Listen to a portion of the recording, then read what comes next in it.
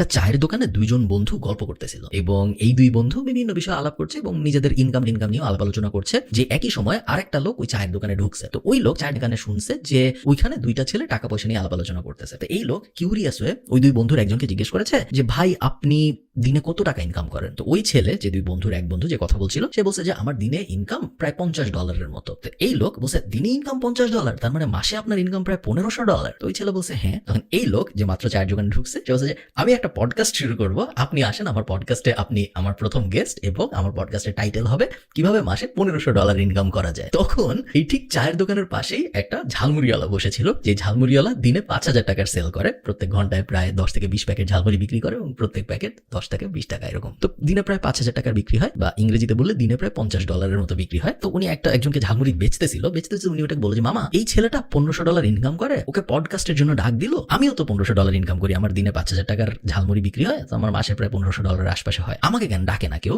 যে ঝালমুড়ি কিনতেছিল সে বললো যে আপনাকে ডাকেন না, কারণ আপনি ইনকাম করেন দিনে 5000 টাকার, আর এই ছেলে ইনকাম করে দিনে $50। দুইটা শুনতে একই মনে হয়, কিন্তু দুইটা আসলে এক না।